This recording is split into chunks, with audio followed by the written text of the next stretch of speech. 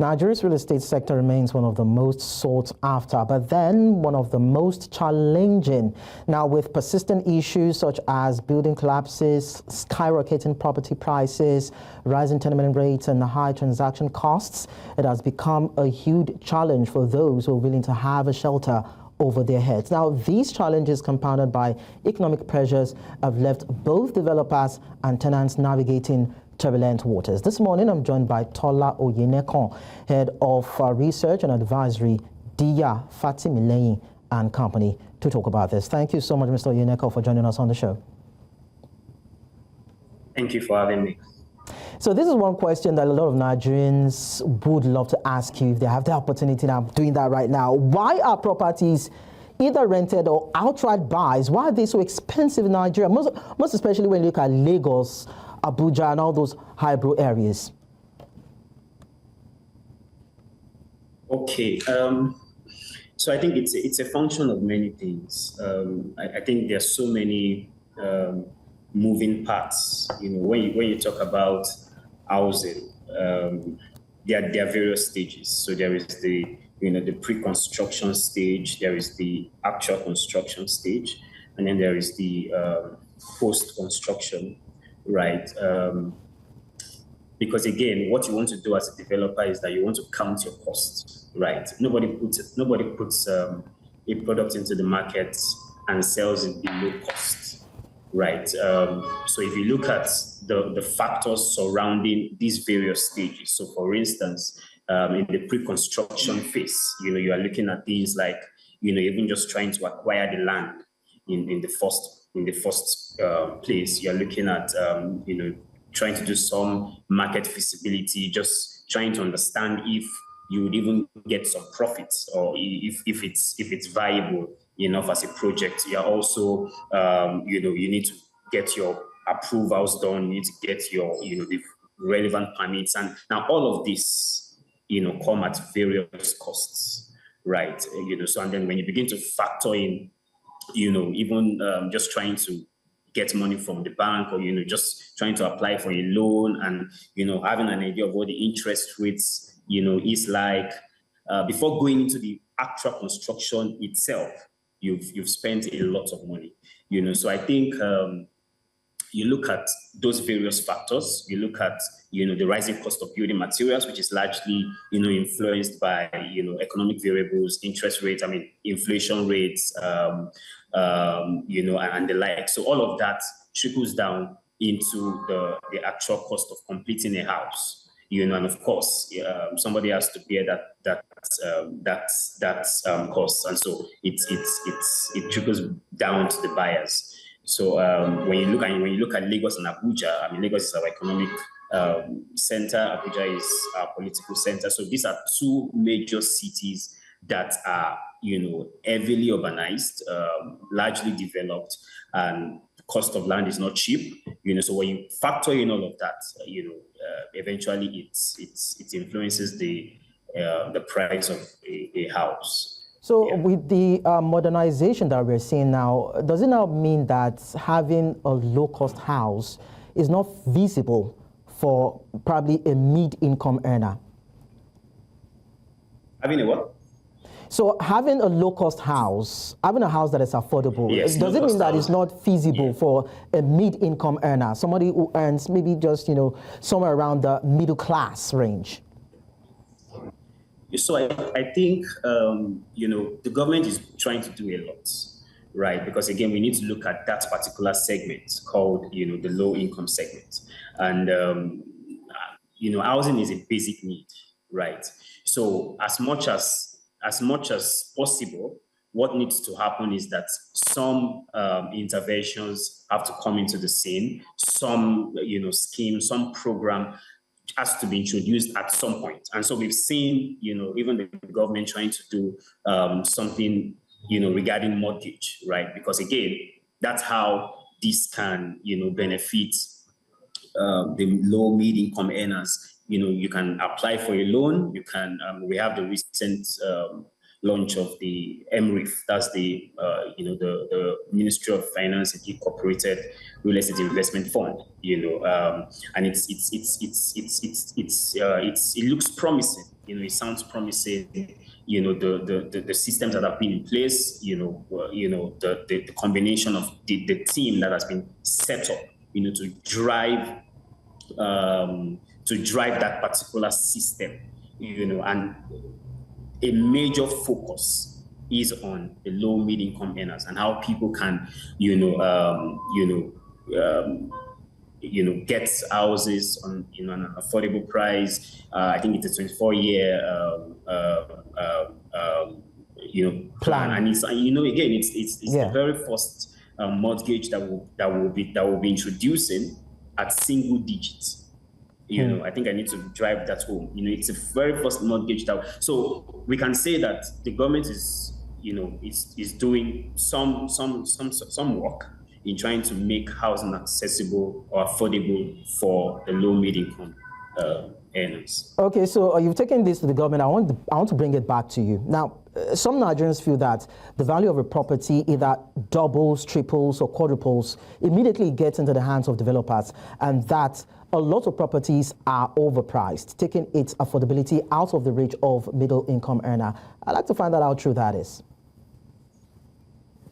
Yes. So what we have is, the sector as it is currently is not as regulated as it should be.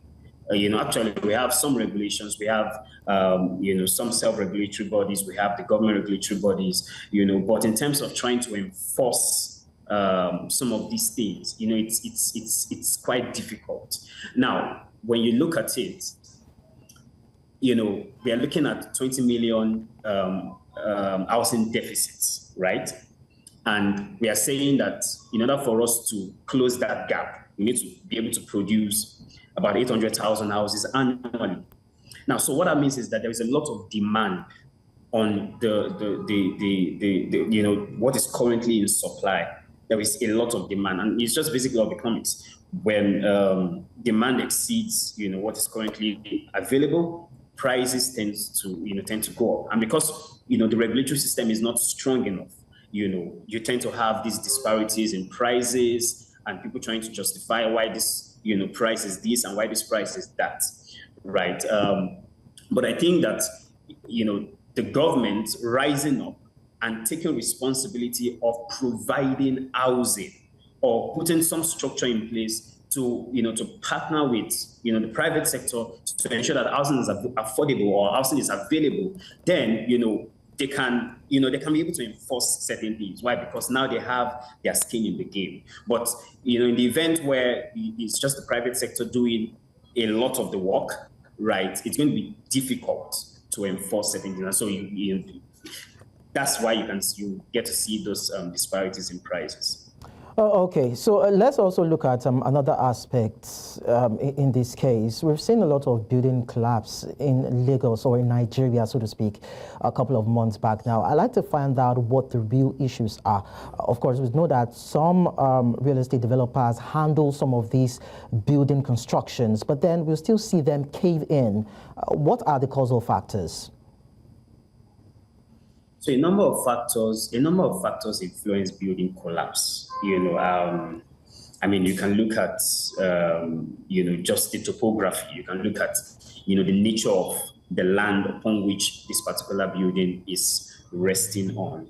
And so, we have things like soil tests, where you're supposed to, determine the quality of the soil and if it's strong enough to, absorb what you're trying to put on it. That's on one angle. Another factor is, poor construction materials, substandard materials. We have a lot of that in the market, and because it's a tough environment.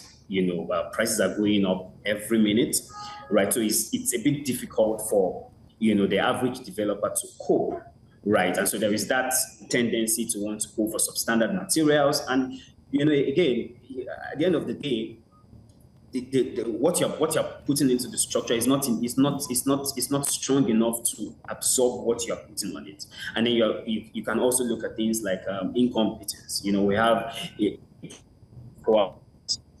people who are not professionals, right, handling projects. A developer is different from an investor, right? When you want to talk about development, right, you need there is that knowledge. You need that awareness, that education, about construction. That's the only way you can, succeed in your development process. But the moment you are compromising on material, you're compromising on the kind of labor, the professionals, it's just a matter of time before we begin to see those kind of building collapse. I mean, there is also the issue of people doing things that are not approved. So you have 2 floors approved by the government, but then you think you can beat the law and you can go higher, But what you don't know is that the reason why that zone has been approved for 2 floors is because of the nature of the environment. So if you're putting something more than what should be there,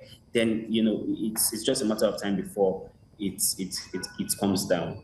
So is there a body that regulates the activities of real estate developers in Nigeria? And how would you describe their performance, so to speak, if there is? So there are 2 regulatory bodies. There is the self-regulatory body, and we have REDA, that's Real Estate Developers Association of Nigeria, right? Basically their job is to ensure that standards are kept. Their job is to, do a lot of advocacy, policy engagement. I think 2-3 years ago, there was this real estate regulatory bill that was passed by the Senate, and the REDA, and that's the Real Estate Developers Association of Nigeria, had a major role to play in getting that bill out.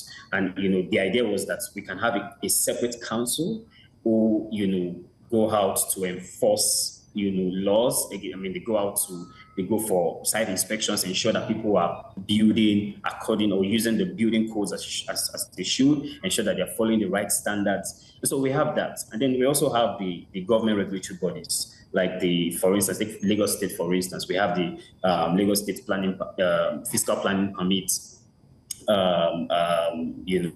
authority, whose job is to also ensure that the right permits are given, whose job is to ensure that they track developments. They need to look at the various documents that are brought. Is the title correct? So you are doing all of that on one hand with the government. You are also doing all of that on one hand with the private sector. So I would say that the sector has that regulation, but it's a question of enforcement. We need to enforce the law for us to experience progress in the built environment. Well, I guess there's a lot that needs to be done within that sector with the potential that it has for growth and contribution to the GDP to make it better than it is right now. Thank you so much. I'm Tola Oyenekan, Head of Research and Advisory at Diya, Fatimilehin Co, for your time on the show.